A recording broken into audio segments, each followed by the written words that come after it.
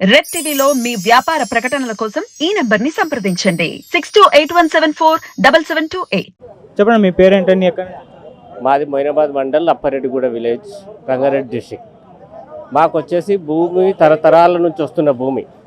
TRS government అప్పుడు ముఖ్యమంత్రి కేసీఆర్ గారు చేసిన దౌర్భాగ్యం వల్ల మా తాతల గారి పేరు మీద వచ్చిన భూమి మా నాన్న పేరు మీదకి వచ్చిన తర్వాత ఎంతోమంది అక్రమదారులు, భూ కబ్జాదారులు, పొలిటీషియన్లు వాళ్ళు వీళ్ళు అక్రమంగా భూదందాలు గుంజుకొని 9 ఎకరాల 31 గుంట భూమి ఇప్పుడు మెయిన్ రోడ్డుకు పోతున్నది 10 కోట్లు. ఆడ main road highway bit, Chevella bit 9 ఎకరాల భూమి తీసుకొని ఇలా మేము చనిపోతే ఎక్కడ పెట్టుకోవాలో మాకు తెలియలేని పరిస్థితి. మా నాన్నగారు చనిపోతే ఆయన కనీసం సమాధి పెట్టుకోవడానికి కూడా స్థలం లేని పరిస్థితులలో ఉన్నాం.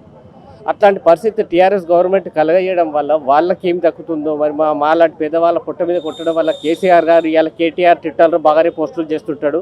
బహుశా నాది కూడా వింటే పుణ్యం ఉంటుంది ఆయనకు. వాళ్ళు లైవ్ ఉంటే ఆయన కూడా పంపించండి. మీరు మీ మీడియా మిత్రులకు కూడా ప్రత్యేకంగా ధన్యవాదాలు. ఎందుకంటే మీరు చేయడం వల్లనే ఎంతో కొంచెం పబ్లిక్లలో మోటివేషన్ అయింది. మాలాంటి వాళ్ళకి న్యాయం కూడా జరుగుతుంది. మీరు ఎట్లున్నట్టు కేసీఆర్ గారికి, కేటీఆర్ గారికి ట్విట్టర్లో పంపించండి నా వీడియో కానీ ఏదైనా ఉంటే. వాళ్ళు ప్రతి ధరణిలు అన్నారు. ధరణిలో భూమి 9 ఎకరాల 31 గుంటలు మాయమైపోతే మేము మాలాంటి గరిబోడి ఏమైపోవాలి? 9 ఎకరాలన్నర భూమి తాత పేరు మీద వచ్చింది, తండ్రుల పేరు మీద వచ్చింది, ధరణికి వచ్చేసరికి లేదు. అప్పటికి తాత 30 ఏళ్ళ కింద చనిపోయిండు, తండ్రి చనిపోయి 10 ఏళ్ళు అయిపోతుంది. నువ్వు ధరణికి వస్తారు లేరు. అమ్మిన ఆయన ఎవరు? రిజిస్ట్రేషన్ ఆయన ఎవరు? ఇప్పుడు ఆన్లైన్లో వచ్చినది ఎవరు అంటే నువ్వు ఏళ్ళు నైట్ పుట్టి ఎంఆర్ఓతో ఏళ్ళు పెట్టించినా తెల్లటగల తెల్ల అక్రమాల కిందకి వస్తుంది, భూ కబ్జాదారుల కిందకి వస్తుంది, కోటీశ్వర్ల కిందకి వస్తుంది. నీకు ఎవరైతే ఒత్తాసు వలుపుతున్నారో వాళ్ళ కిందకి వస్తుంది. మరి మాలాంటి పేదల పరిస్థితి ఏంది? మమ్మల్ని పట్టించుకున్నటోడు వాడు. ఆయన మీకు ఎప్పటికొకసారి అవకాశం రాకపోతుందని ఇన్ని రోజులు ఉంటే కాంగ్రెస్ ప్రభుత్వం వచ్చింది. మా బాధలు చెప్పుకోవడానికి వచ్చినాము, అప్లికేషన్ ద్వారా రాసి ఇచ్చినాము, పరిష్కరిస్తారని ఒక నమ్మకంతో వచ్చినాము. ఇప్పటికైనా ఏ ప్రభుత్వం అయినా, కేసీఆర్ అయినా, కేటీఆర్ అయినా, రేవంత్ రెడ్డి సార్ అయినా కూడా ప్రజలను ఆదుకోవాలని చెప్పేసి మనవి చేస్తున్నాము. అందులో ప్రత్యేకంగా మీ మీడియా వాళ్ళు కూడా మా పైన దృష్టి సాధించి మాకు ఈ సమయం ఇచ్చారు. మీకు కూడా ప్రత్యేకంగా అంటే ఇప్పుడు ఆ భూమి ఇప్పుడు మీ పేరు మీద లేదు, ఎక్కడికి పోయిందా? ఎవరు కబ్జా చేశారు? మా భూమిని కబ్జా చేసే వాళ్ళలో ఒక 2 హిందూస్ వాళ్ళు, ఒక ఇద్దరు ముస్లిం వాళ్ళ పేర్లు వస్తున్నాయి. వాళ్ళని మీరు ఏమి అమ్మిరు? సరే మా తాత అమ్మిండా, మా నాన్నగారు అమ్మిరా, చూపించమండి అని వెళ్తే కేసీఆర్ ఇప్పుడు ఈ ప్రగతి భవన్కు ఎట్లా అంటే ఇనుప కచ్చలు వేసుకున్నాడు నిన్నటి వరకు. చుట్టూ ఫ్రీ కాస్ట్ గోడలు, హైఫై సెక్యూరిటీ, లోపలికి ఎవరు పోతే వాళ్ళ ఫోన్ నెంబరు ఎవరికి అలౌట్ చేయరు. ఎవరికైనా లోపలికి పోతున్నామంటే అందులో ఉన్న పోలీసు వాళ్ళతో, అందులో ఉన్న సెక్యూరిటీ వాళ్ళతో వీళ్ళు వచ్చారు, వాళ్ళ ఫోన్ నెంబర్ చేసుడు, కాల్ చేసి బెదిరించుడు. నువ్వు మా భూమిలోకి అడుగు పెడితే చంపేస్తాం, లేదంటే పోలీస్ స్టేషన్ పట్టించేసి ఇంట్లోకి రానియం, లేకపోతే వస్తుంటే పోతుంటే నీకు ఏమైపోతుందో మీ ఇంట్లో నువ్వు మళ్ళీ వస్తావా రాదా చెప్పుకో. ఇట్లాంటి బెదిరింపు కాళ్ళకు టీఆర్ఎస్ గవర్నమెంట్ ఎందుకేనా? ఉద్యమాలు, నీళ్ళు నిధులు, ఉద్యమకాలు ఇవేనా మనకు కేసీఆర్ తెచ్చింది? ఇదేనా న్యాయం? ఇదే ప్రగతి భవన్లో కేసీఆర్ ఉండి ఒక్కనాడానికి దీన్ని మెట్లెక్కినామా మనం? మీరు మీ మీడియా ప్రతినిధులు కానీ, పోలీసులు కానీ ఎవరైనా వచ్చారా? వస్తే మేము ముందు ఒకసారి మా పాప బాగలేదని వస్తే గేట్ బయట వచ్చాడు కేసీఆర్ సార్, చల్లగా ఉన్నాడు. ఇప్పుడు ఫామ్ హౌస్లో ఇప్పుడు దించుడు ఎత్తుడు ప్రోగ్రాంలు ఉండొచ్చు మరి బహుశా నాకు తెలిసి. కేటీఆర్ సార్ కూడా ట్విట్టర్లో వేస్తే స్పందించాడు. ఖాళీగా ఉన్నవాడు మైకులు చెప్పమంటే చెప్తాను. నల్గొండ డిస్టిక్లో ఆడ మీడియాలో మరి 9 ఎకరాల భూమికి పోయింది అయ్యా కేసీఆర్ సార్ గారు. నేను చెప్తే మొత్తం లేఖతో సహా ఇస్తా, మొత్తం పానీలతో సహా ఇస్తా అన్ని.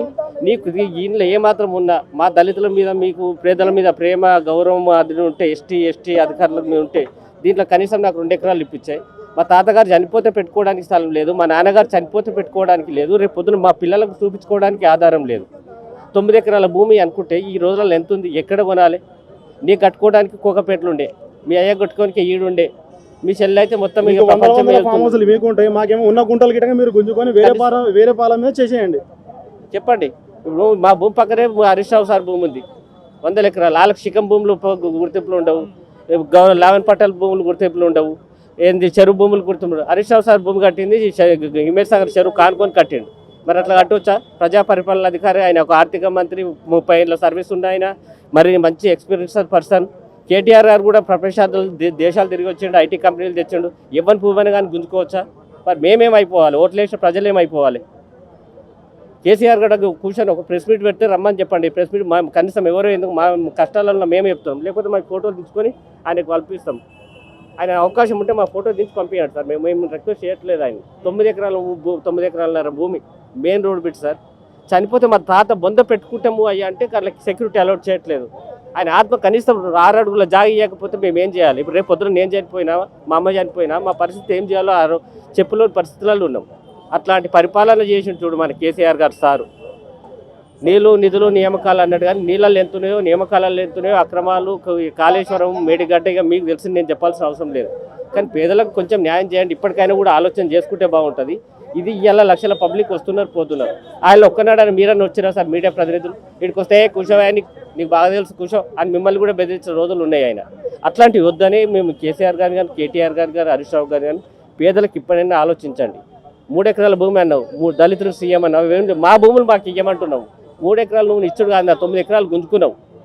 చెప్తున్నావు 9 ఎకరాలు గుంజుకున్నావు నువ్వు. ఆ 9 ఎకరాలకి నాకు ఇవ్వమని అడుగుతున్నావు. ఇప్పుడు చేతన అయితే ప్రతిపక్ష హోదాలు ఉండి దాన్ని చెప్పి దానికి ఏం జీవో పెట్టిసో పెట్టి అది అర్ధమరాత్రి ఎంఆర్ఓలు పెడితే తెల్లటగల భూములు నీకు రికార్డ్ అవుతున్నాయి.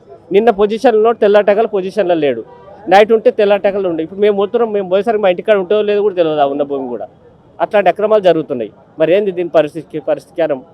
సరే ఇప్పుడైనా కాంగ్రెస్ గవర్నమెంట్ స్పందించి చేస్తారని హామీతో ఇక్కడికి వచ్చి వినతి పత్రం ఇచ్చడం జరిగింది. వాళ్ళు కూడా చేస్తామని హామీ ఇచ్చారు. దయచేసి అందుకని మేము ఇస్తాం. థ్యాంక్ యూ అండి. Thank you sir. నా పేరు దర్గా గణేష్. మా తండ్రి గారి భూమి 3 ఎకరాలు 22 గుంటలు మొత్తం టోటల్ ల్యాండ్. అయితే దీన్ని ఏం చేశారు, ఇనాం పట్ట ల్యాండ్ అప్పటి గవర్నమెంట్ మాకు ఇచ్చింది, బతుకమని ఇచ్చింది. అయితే దీన్ని ఏం చేశారు, మా తండ్రి గారు చనిపోగానే వేరే వాళ్ళ ఈ టీఆర్ఎస్ ప్రభుత్వం ఉన్నందువల్ల 10 ఏళ్ల సంది మాకున్న ఈ యొక్క 22 ఎకరాల 3 ఎకరాల 23 గుంటల భూమి వేరే వాళ్ళ పేరు మీదకి వెళ్ళిపోయింది. మేము గత ప్రభుత్వాలతో ఎన్నో కొట్లాడినాం, చేసినాము, వినతి పత్రం ఇచ్చినాము, మాట్లాడమని చెప్పినాము, వచ్చినాము. అయితే రీసెంట్లీ ఏమైంది, మేము మా ఉన్న ల్యాండ్ మీద మేము కబ్జా మీదకి వెళ్తే ఎవరైతే మేడమూరులో కొన్న వాళ్ళు ఏం చేశారు, పోలీసులను పెట్టి మా పైన దాడి చేయించారు. మా ఫ్యామిలీ పైన, మా పైన, మా సరౌండింగ్లో ఉన్న వాళ్ళ పైన. అయితే ఇప్పుడున్న పొజిషన్ ఏంటంటే మాకు సారు ఏదో ప్రజాపాలన పెట్టింది కాబట్టి ఉన్న దరఖాస్తు అనేది మేము ఇచ్చేసినాము. మరి సారు ముఖ్యమంత్రి రేవంత్ రెడ్డి గారు ఏం చేస్తారు ఏం కథ అనేది తెలియదు. ఇంకోటి మా పక్కనే ఉండేది హరీష్ రావు ఉంటాడు మంత్రి.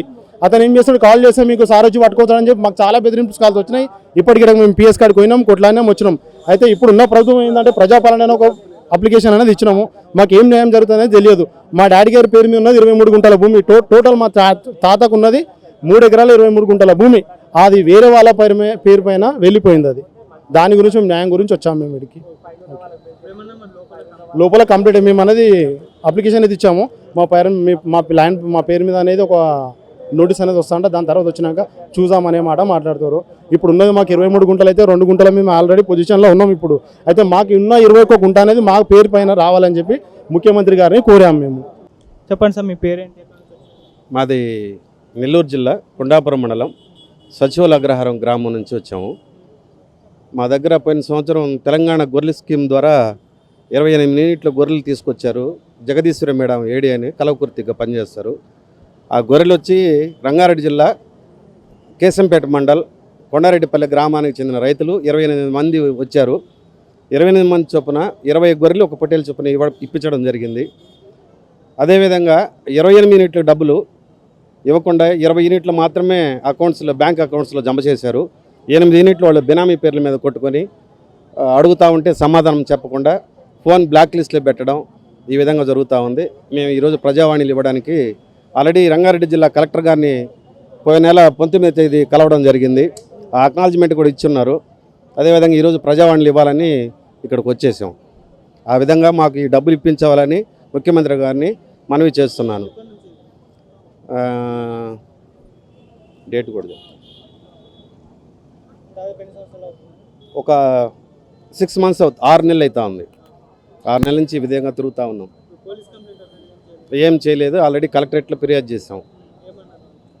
ఎంక్వైరీ జరుగుతుంది, ఇస్తామని చెప్పి కలెక్టరేట్ చెప్పుకొచ్చారు. అయినా కలెక్టర్ గారికి ఇచ్చి కూడా ఈ రోజుకి 30 రోజులు గడిచినా కూడా ఏమీ రెస్పాండ్ కాలేదు. అందుకని ప్రజావాణికి ఇక్కడికి వచ్చాం మేము. అది పరిస్థితి. మొదటిసారి రావడం ప్రజావాణికి, ఇంతకుముందు వచ్చారు? మొట్టమొదటిసారి ఇదే రావడం. పోదామని ఇప్పుడే వచ్చాను. అట్లా ఇప్పుడు ఏం డిమాండ్ చేస్తారు అక్కడ? మా డబ్బులు ఇప్పించమని అడుగుతున్నాం. 12,64,000 పోతే ఆమె మా దగ్గర 50,000 రూపాయలు వాళ్ళ బినామీ మీద తీసుకోవడం జరిగింది. వాళ్ళ బిడ్డ పేరు మీద 20,000 రూపాయలు, ఒకరి మీద 30,000 రూపాయలు బినామీ ఫోన్పే కొట్టి, ఫోన్పే ఆధారాలు కూడా మా దగ్గర ఉన్నాయి. ఆ ఫోన్పే ఆధారాలతో సహా మేము ఇదిగో మేడం గారు, ఆ జగదీశ్వరి మేడం, రైతులు ఆ ఫోన్పే కొట్టిన ఆధారాలు, ఈ ఫోన్పే కొట్టిన ఆధారాలు 30,000 ఒకటి, 20,000 ఒకటి, వాళ్ళు బెనామీ మీద తీసుకోవడం జరిగింది. మాకు ముఖ్యమంత్రి గారి నుంచి మా 12,64,000 ప్లస్ 50,000 రూపాయలు ఇవ్వాల్సిందిగా నమస్కారం చేస్తున్నాం. ఎక్కడి నుంచి వచ్చారు? మేము మల్కాజ్గిరి నుంచి వచ్చాం సార్. మా ఇంట్లో మేము ముగ్గురం వికలాంగులమే. నేను మా బాబులు, 2 బాబులు. నాకంటే పోయిన సంవత్సరం నుండి పింఛన్ వస్తుంది. బాబు వాళ్ళకేమో రావట్లేదు. ఇక్కడ పెడితే అక్కడికి వెళ్ళమంటారు, అక్కడ వెళ్తే ఇక్కడ ఇప్పుడు వచ్చైనా సాధారణ సర్టిఫికేట్ వచ్చైనా సంవత్సరం అవుతుంది. ఈ నాయకుడు వచ్చినాక ఇస్తారు. ఆయన ఎవరు వచ్చినా అంతే ఉంది సార్. మాకు ఇల్లు కూడా లేదు. డబల్ బెడ్రూమ్ కోసం పెట్టుకుంటేనేమో అది ఇప్పుడు వస్తుంది అప్పుడు వస్తుంది లెటర్ అనేసి ఇక్కడ ప్రజా దర్బార్లో పెడితే లెటర్ వస్తుందని ఫోన్ చేసిరు కలెక్టర్ ఆఫీస్ నుంచి. అక్కడికి వెళ్తే అది వచ్చినప్పటికీ మేము ఇస్తామమ్మా అనేసి ఎన్ని ఇబ్బందులు పెడుతున్నారు సార్. పెన్షన్లు ఇంతవరకు ఇవ్వట్లేదు. ఇప్పుడేమో కొత్తగా ఈ స్కీము లేడీస్కే ఇస్తానంటే వికలాంగులకి ఏంది, లేడీస్ మంచిగానే ఉంటారు కదా సార్. మరి వాళ్ళకి ఇచ్చే బదులు వికలాంగులకు ఫస్ట్ ఇవ్వాలి కదా సార్ పెన్షన్లు. వాళ్ళకి ఫస్ట్ ఇవ్వండి సార్. రేవంత్ సార్ ఏమన్నారు, ఫస్ట్ వచ్చిన కొత్తలో రేషన్ కార్డులు ఇస్తాము, వచ్చిన వాళ్ళకి సన్న బియ్యం ఇస్తాము అనేసి అన్నారు. ఇవన్నీ హామీలు పక్కకు పెట్టేసి వికలాంగుల పెన్షన్లు ఫస్ట్ వికలాంగులకు ఇవ్వాలి కానీ లేడీస్కి ఏంది సార్, మంచిగానే పనులు చేసుకుంటారు వాళ్ళు. వికలాంగులు ఏ పని చేస్తారు సార్ చెప్పండి. వాళ్ళకి పెన్షన్లు ఫస్ట్ ఇవ్వాలి సార్. వాళ్ళకి పెన్షన్లు ఇవ్వాలి. రేషన్ కార్డులకు లేని వాళ్ళకి రేషన్ కార్డులు ఇవ్వాలి, లేని వాళ్ళకి డబుల్ బెడ్రూమ్లు ఇవ్వాలి సార్. అంతే మా విన్నపం. పెన్షన్ ఇప్పుడు దాదాపు సంవత్సరం అయిపోతుంది సార్. అప్పటి నుంచి వాళ్ళు ఎలక్షన్ కోడ్ వాడిందని కేసీఆర్ ఉన్న ప్రభుత్వంలో అట్లా పోయింది. ఈయన వచ్చి 3 నెలకే ఇస్తాడు. ఈయన వచ్చి ఇప్పుడు 3 నెలలు అయిపోయింది. ఈ రేవంత్ రెడ్డి సార్ కూడా పట్టించుకోవడం లేదు. మరి ఎవరు పట్టించుకోకుండా మా వికలాంగుల పరిస్థితి ఏంటిది సార్? మరి మాకు ఇండ్లు లేక ఈ రెంట్లు కట్టుకోలేక మేము ఏం పని, మా ఆయన చేస్తే ఒక కూలి పని చేస్తే ఉన్ననాడు పోతారు, లేనినాడు లేదు. ఉన్ననాడు చేస్తే 500 కూలి వస్తే మాకు పోషించాలా, రెంట్ కట్టాలా, మేము ఎట్లా బతకాలా మాకేం అర్థమవుతుంది. ఆ వచ్చే రేషన్ బియ్యం కూడా 35 కిలోలు చేయమంటే అది కూడా ఇంకా లేదు. 24 కిలోల బియ్యం వస్తే వీటి మీదనే మేము బతకాలా. ఒక పూట తిన్నట్టు ఒక పూట పస్తులు ఉన్నట్టు ఉన్నది మా పరిస్థితి ఇది సార్. మరి పెన్షన్లు ఫస్ట్ ఈ లేడీస్కి 2,500 ఇస్తా అంటే వికలాంగులు ఏం కావాలి సార్? వాళ్ళు ఇళ్ళలో పని చేసుకొచ్చుకుంటారు, వాళ్ళకి అన్నీ ఉన్నాయి.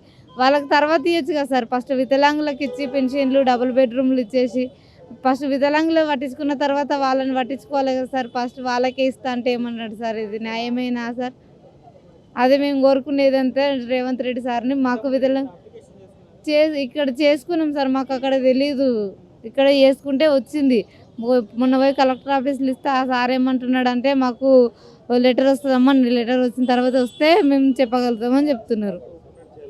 మాకు వికలాంగులకు న్యాయం జరగాలి సార్. మాకు వికలాంగులకు పెన్షన్లు ఇచ్చి వికలాంగులకు డబుల్ బెడ్రూమ్ ఇచ్చినాక తర్వాత ఆయన ఎవరికైనా ఇచ్చుకొని లేడీస్కి ఇవ్వండి, ఎవరికైనా ఇవ్వండి, వద్దని అనట్లేదు. ఫస్ట్ వికలాంగులను పట్టించుకొని వాళ్ళు మంచిగా ఉన్న వాళ్ళకి ఇచ్చి మంచిగా లేని వాళ్ళు మేమేం కావాలి సార్ చెప్పండి మా పరిస్థితి.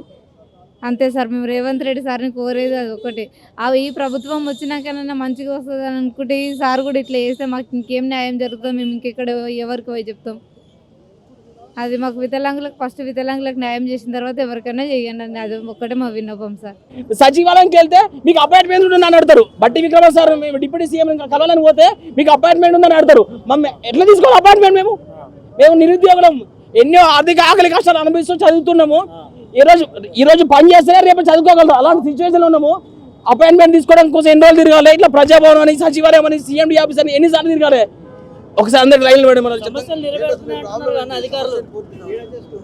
జేఎల్ఎం రిక్రూట్మెంట్ లో భారీ అక్రమాలు జరిగినాయి. ఒక్కో జాబుకు 30 లక్షల చొప్పున అమ్ముకున్నారు. అదే ఒక్కో జాబుకు అన్ని మెయిన్ పేపర్లో వచ్చింది. ఒక్కొక్క జాబుకు 30 లక్షల చొప్పున అమ్ముకున్నారు. ఆదాబ్ హైదరాబాద్ న్యూస్ పేపర్ ఒక్కడే కరెక్ట్ వార్తలు రాస్తుంది. మిగతా న్యూస్ పేపర్ అన్ని ఈ పెట్టుబడిదారుల కట్టు కథలకు పుట్టిన విషపత్రికలు, వ్యాస్ పేపర్లు అన్ని ఏ ఒక్క న్యూస్ పేపర్ కానీ ఏ ఒక్క ప్రింట్ ఎలక్ట్రానిక్ మీడియా కానీ నిజం రాయట్లేదు. మేము మా తరఫున పోరాడేది ఒకటి ఆదాబ్ హైదరాబాద్ న్యూస్ పేపర్.